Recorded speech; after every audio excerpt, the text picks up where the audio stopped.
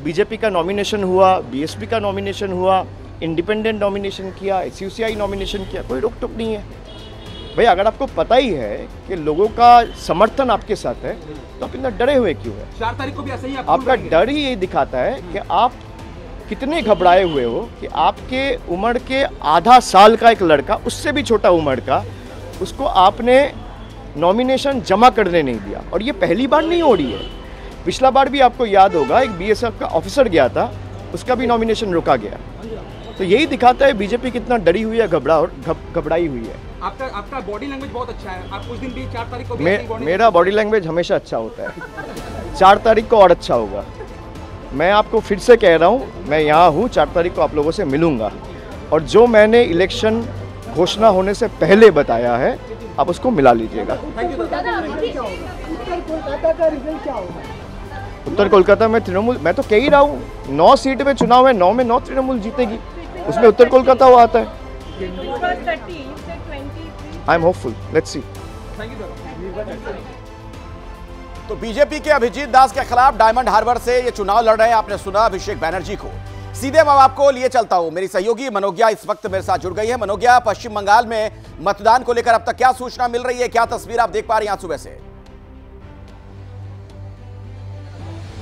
देखिए, पश्चिम बंगाल एक ऐसा राज्य है जहां हाईएस्ट होता है मतदान, 80%, 90% आमतौर पर होता है। लेकिन इस चिलचिलाती धूप और आर्द्रता के बावजूद जिस तरह से तापमान को पीछे छोड़ते हुए लोगों ने अपना उत्साह दिखाया है, हालांकि बाकी राज्यों से यहां पर वोटिंग ज्यादा है, पर आमतौर पर जितनी वोटिंग होती है उससे कम। और मैं जहां खड़ी हूं, ये इस समय अभिषेक बनर्जी का बूथ है। अभिषेक बनर्जी, इनका परिचय यह है कि एक और मुख्यमंत्री ममता बनर्जी के भतीजे हैं, तृणमूल कांग्रेस के राष्ट्रीय महासचिव हैं और सीधा वार कर रहे हैं इस समय बीजेपी पर, यह कहते हुए कि इस बार 100 सुनार की एक लोहार की के तहत लोहार इस बार जनता है और 5 साल में एक बार वोट देकर बीजेपी से हिसाब चुकता कर रही है। देखिए, ये इस बार राजनीतिक लड़ाई बड़ी महत्वपूर्ण हो जाती है।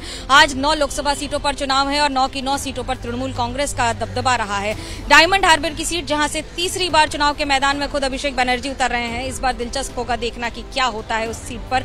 हालांकि बाकी सीटों की अगर मैं बात करूं, आज यहां पर दक्षिण कोलकाता की सीट मुख्यमंत्री ममता बनर्जी का गढ़ रहा है।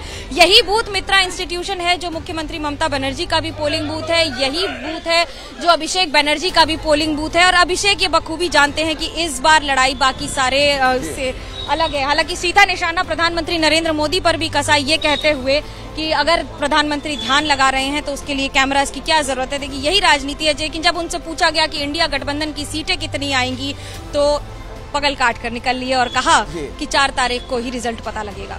ठीक है मनोज्ञा, मैं दोबारा भी लौटूंगा आपके पास, आप नजर बना कर रखिए। जैसे ही कुछ और अपडेट होगा आपसे हम जानकारी आगे भी लेंगे।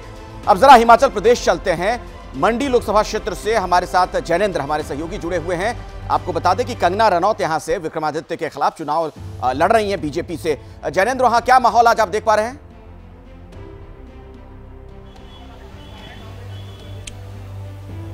बिल्कुल अखिलेश, देखिए गर्मी के माहौल में 7वें चरण का चुनाव हो रहा है, लेकिन हिमाचल में तुलनात्मक तौर पर, हालांकि यहाँ भी गर्मी है, यहाँ के हिसाब से बात करें तो यहाँ पर भी पारे का असर है, लेकिन बाकी प्रदेशों के मुकाबले यहाँ उससे तो थोड़ी राहत है। और यही वजह है कि मतदान केंद्रों पर कतार देखी जा रही है सुबह से ही। लेकिन जो मतदान की प्रक्रिया है उसमें काफ़ी समय लग रहा है और इस वजह से मतदाताओं को काफ़ी इंतजार करना पड़ रहा है। अखिलेश, अगर आपके पास समय हो, मैं इस समय कंगना रनौत के घर पर हूँ और यहाँ पर ये जो आप अंदर का नज़ारा देख रहे हैं, ये एक जनसंपर्क का कार्यालय कंगना रनौत ने अभी से ही शुरू कर दिया है और आज इसका उद्घाटन होना है। एक तरफ वोटिंग चल रही है और दूसरी तरफ ये कार्यालय का आपसे कुछ देर में उद्घाटन होना है। बाकायदा पूजा पाठ घर के सदस्यों को आप देख रहे हैं। तो मंडी सीट पर दिलचस्प मुकाबला है जहां पर हम मौजूद है, कंगना रनौत और विक्रमादित्य सिंह के बीच।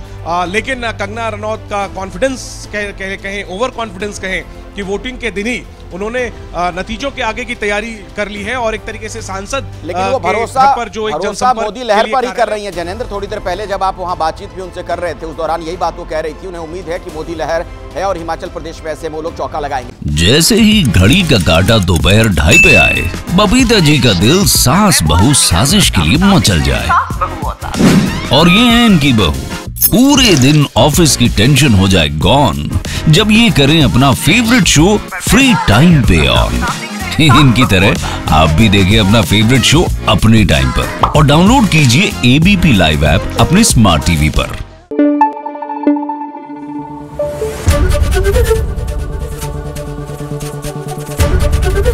एबीपी न्यूज आपको रखे आगे।